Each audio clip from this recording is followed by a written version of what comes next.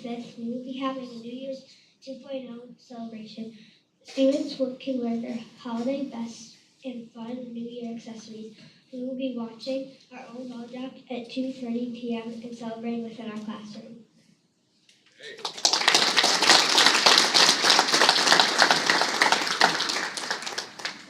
Thank you, Ella. Did I hear Santa's coming tomorrow? I'm just envisioning that scene from Elf when Santa's coming. That's awesome. You know him. Yeah, you know. Middle school, Mrs. Crumping.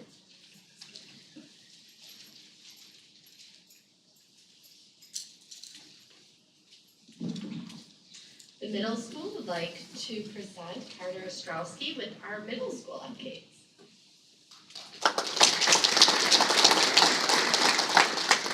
Hello, my name's Carter. I'm an 8th grader this year, and I'm a member of the National Junior Honor Society. There are many exciting things happening in our building that I would like to share.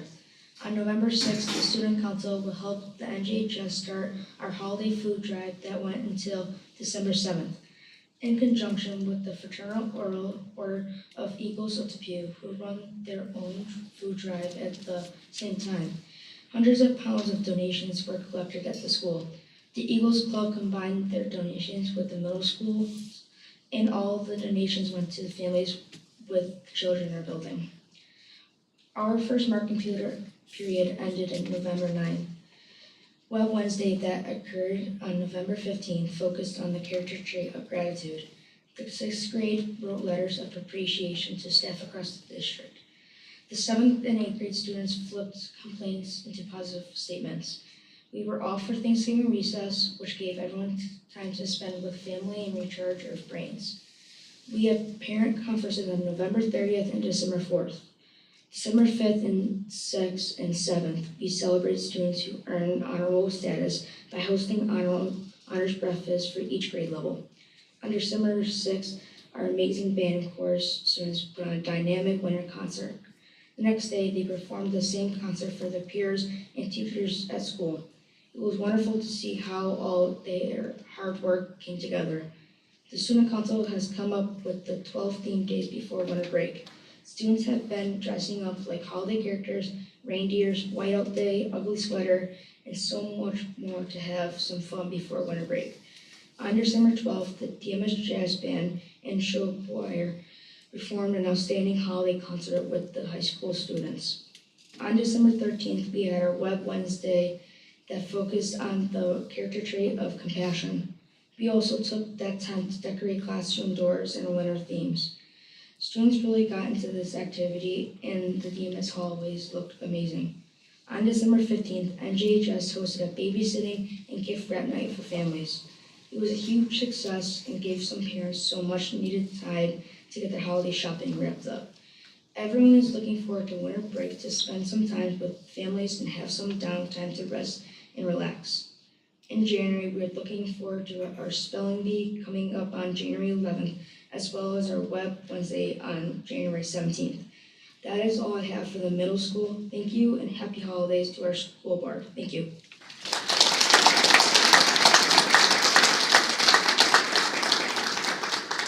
Thank you, Carter. Nice job.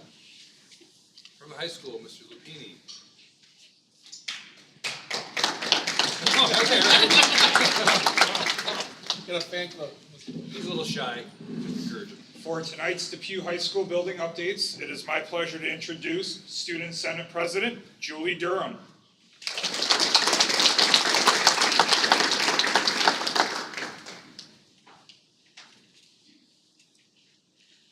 I apologize for my appearance. I'm coming directly from track practice and as a stand-in for another student, so I apologize for not being dressed Not up. necessary. Thank you. Um, Go Wildcats. On November 19th to the 21st, our leadership students attended the New York State Council on Leadership and Student Activities Annual State Conference, this year held in Syracuse, New York. The conference was overwhelmingly successful, and we were able to bring back many new ideas to our own district. Additionally, the following awards were won. Junior Alex Christiva received the Outstanding Student Leader Award. The Depew Student Senate received the Small School State Charity Award for most money raised for the state charity of the Special Olympics. I received the Dale Hawley Leadership Award as well as the Student Recognition Award. And finally, our advisor, Ms. Kelly Jeffords, received the honor of having the Outstanding Outstanding Student Leader Award renamed to the Jeffords Outstanding Student Leader Award. In December, we have the 12 Days of Christmas.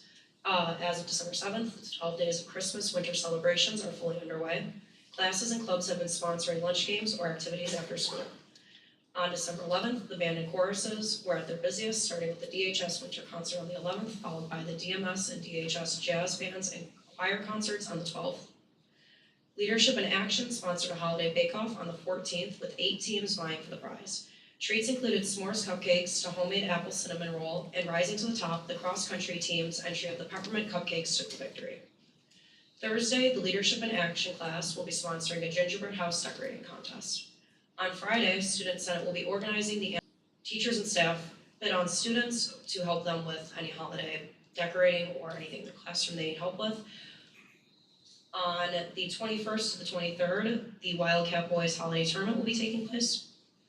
In January, after break, Leadership in Action is bringing back Winter Wishes to benefit Make-A-Wish. Students will make a donation with a wish that Leadership and Student Senate can make happen. In the past, students have wished to be the principal or cafeteria lady for the day. They've asked for help with promposals and for teachers to play the guitar at volleys. We look forward to seeing where everyone's imaginations take them. On January 11th, Leadership will again sponsor the Cardboard Boat Regatta. Teams will be provided the supplies and will be given 2 hours to make a boat out of cardboard and duct tape. They will then race their boats to the pool to determine a victor. January 25th, the Student Senate will be sponsoring a combined event for Dancing with the Faculty and the Talent Show. We are looking forward to putting on our show. Thank you so much.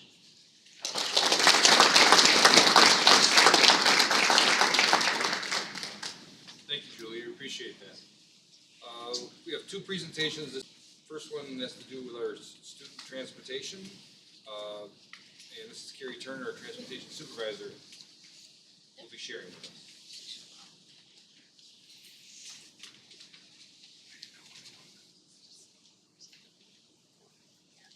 Thank you. So those of you that know Carrie, she's our transportation supervisor. She's had 20 years of experience in transportation, but more so, she's very highly regarded. We're very lucky to have her at Depew. She is a master instructor for state education department and brings with her a wealth of knowledge and is usually sought after by many other districts to come and do training for them. So I'm very pleased also to recognize tonight, we have a couple of our vendors that are with us tonight. Jeremy Johnston and Peggy Ellis are more of our partners at New York Bus Sales. And they stuck around as we took delivery today of 3 of our propane buses that were approved by the voters last May. But they were delivered to our district today. And we're very happy to have them. And we're looking to get our skid in place for our propane in January. So look for those to be on the road in the future. And Carrie, please take it away. Thank you.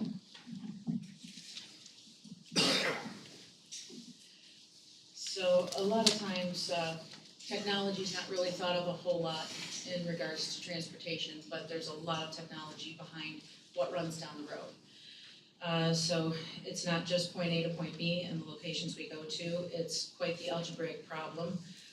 We were fortunate that Mrs. Duty was able to come down and visit us and get kind of an insider look to see what the routing was.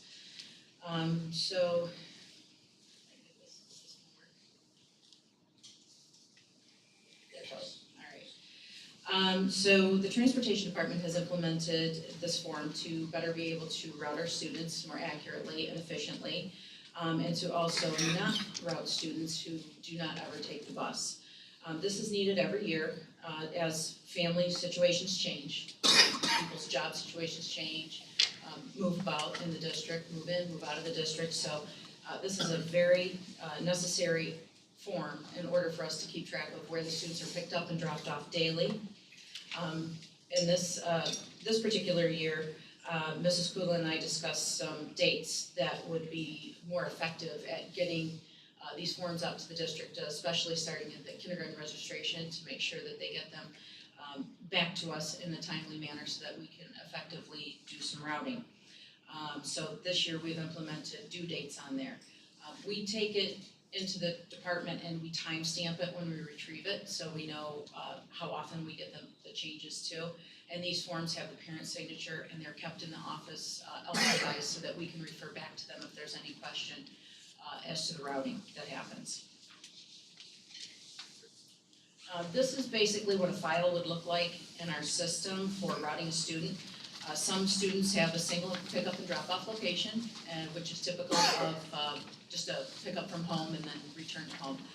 Multiple students have multiple drop-off locations, which in this case, this particular student has 3 different bus drivers that they ride with on a daily basis. So it's imperative that we have accurate information so that we can keep track of where the students are. And the drivers are all very aware of how many students are on the bus daily, and they're typically looking for a student if they didn't get on that bus that day. A lot of times, if we have a change to any student's ridership, it affects 3 different or 4 different bus routing. So it can take a lot of time if we have multiple changes, so we try to keep them at a minimum. But this way we can keep track. Also, there's a historical button on here that tells us how often we've made a change to a particular student's file. Currently, we have 637 families using our new Traversa Ride 360 app. So they're able to see and make any requests through the app to any changes that they need. If they would like to stop transportation for any reason, or if they would like to enact the transportation if they haven't utilized it thus far, they can actually message us through the app, and we can make changes there and message them back.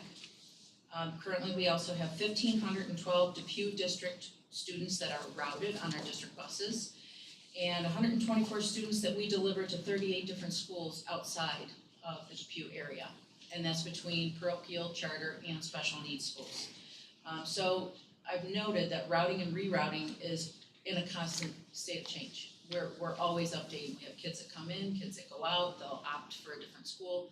So it is imperative that we have information to keep up to date with this and make sure that we have parent signatures so that we're all on the same page. Technology that we've become used to, everybody has these icons on the dash of their vehicles. Well, we have them on the buses as well, and usually a few more. We also use 2-way radio communications so that we can keep in contact. We also have traction control. You have traction control on your cars. Same thing happens on a bus. And backup cameras. Yes, we do now have backup cameras on the buses. Definitely a higher mark for safety. We have collision mitigation on a lot of these buses. That's an option. So much like in your car, if you had something that came in front of you, it will react faster than you can get your foot to the brake pedal, which is an extra safety feature. And of course, everybody is very familiar with the cameras. And just last year, we implemented Wi-Fi so that we are able to download any video that is needed. We have also made this accessible to all the administrative staff so that it's no longer necessary for them to call the transportation office and say, hey, we have a situation we need to look into and we need you to retrieve this video.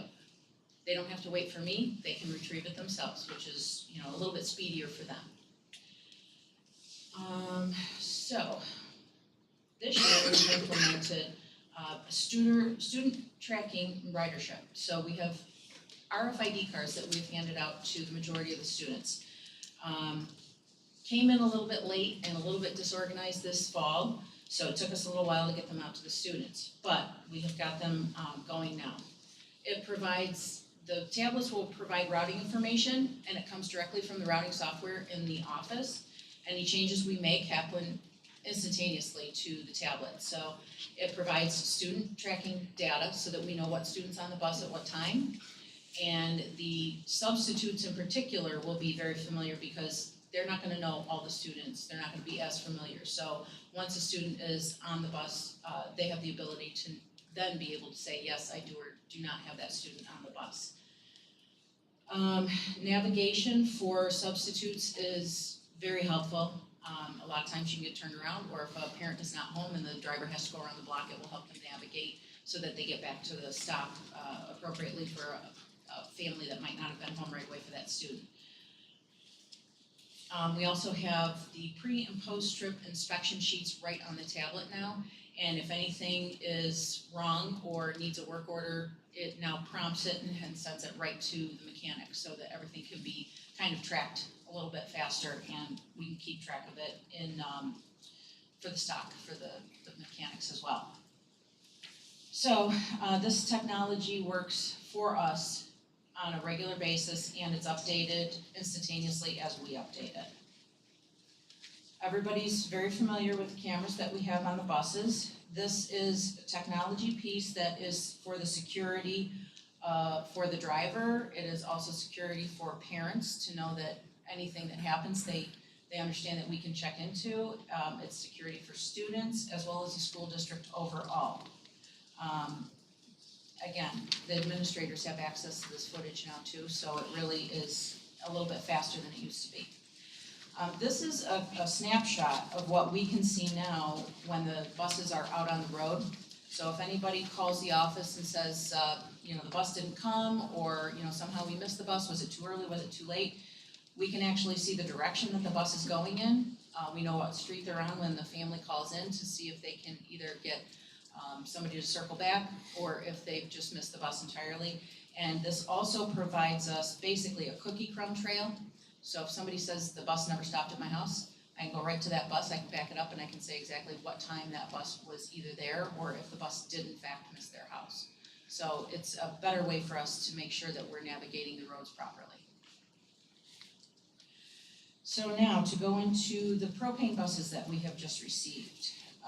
They are from Roush Technology, and these are Roush engines. They're right from Ford Factories Direct.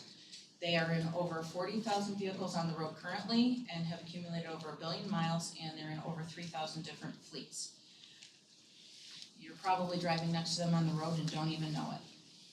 So currently we have different fuel options. I know electric school buses are the hot topic, and this is currently what we can get out of these different fuel systems. And unfortunately, at this point in time, the ability to have cold weather operation and also the cost of ownership is not super feasible for a school district, but we're looking into studies to see what it would actually look like for us. Okay. Roush Clean Tech is again very versatile. Roush itself has over 6 times the number of factory direct engine units on the road versus all other competitors combined. So it's a very well tested product. It's also such a wide use in all different delivery venues that to be able to get parts and to have support for any kind of repairs is very easy. It's a very accessible option. This is some of the areas of school districts in New York State that just New York Bus Sales alone has propane buses currently operating. So we are as far north as Malone Central School District, which is right up on the Canadian border. And then locally we have Rush Henrietta, Wheatland Chili. So there are some neighboring, basically, districts that have used propane. And I'm very familiar with a lot of these. So is this going to play? You don't know? All right, Andrew said it played, so we're going to see. Good morning, Al Schiffler, Crosby Ironton Transportation. It is 41 degrees below zero, and it is on January 31st, 2019. The buses have been sitting for 2 days in sub-zero temperature, and I am going to go inside of a Bluebird Vision with a propane engine to attempt to start it. Here we go. Turn the key on. Recycle the engine.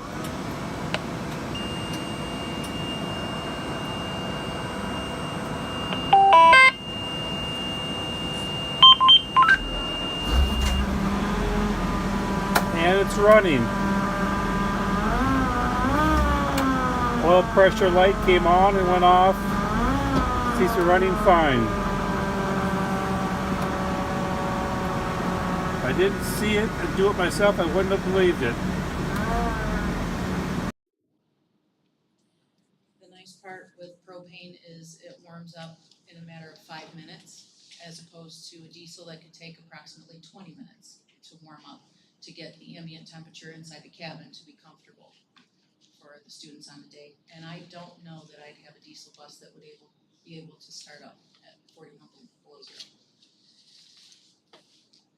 All right, so the fueling system that is coming is a self-contained skid, basically. Comes in and is dropped on site and is self-contained in that it has a solar panel for power so that the electric needed basically to fuel the bus is self-powered. It's right here, we don't have to do anything else.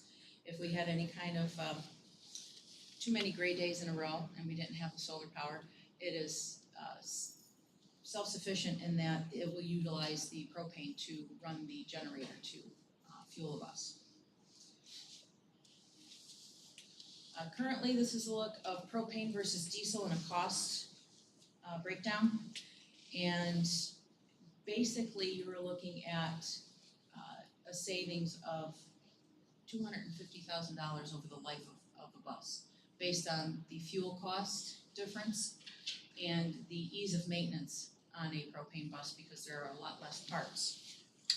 In a diesel engine currently, there are so many different sensors and filtration parts that go into understanding and having something that is the appropriate NOx for what is regulated currently. And you're looking at over $20,000 in parts for repairs, as opposed to a propane bus, which would cost you in these particular parts that are necessary about $3,000.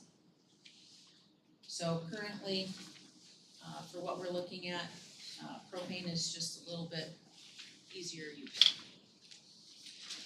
If you have any questions, anytime, give me a call. Thank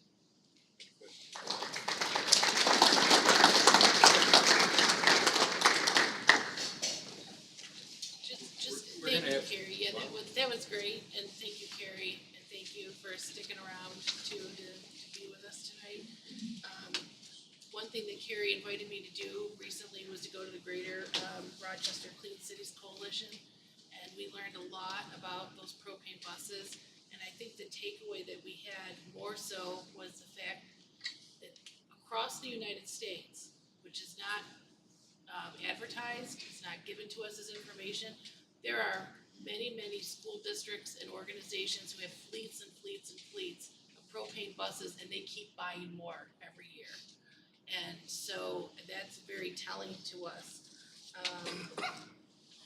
And I think the other thing is that we, as part of our partnership with New York Bus Sales, is bringing them to our district along with machinery to provide professional development for our mechanics.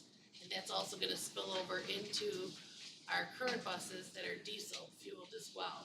So we're very excited about that and be able to bring that opportunity to our employees. It'll be better for all of us. So we just wanted to share all that information with the board tonight. Thank you. Mr. D'Amato, we're having technical difficulties, so you have to reboot, if you will, so you just hold Pat for a few minutes. It seems to be working. Oh, no, is this, Andrew's telling me, he just needs to reset for a moment, okay. so, He can remote in, but everything looks good, so I'm confused. okay, let me see what he says. He's been texting me. Is Dave the boss? Well, Dave's boss. He's great. Are we live? Is this thing on? Well, I could add about the study for the electric buses, if you'd like.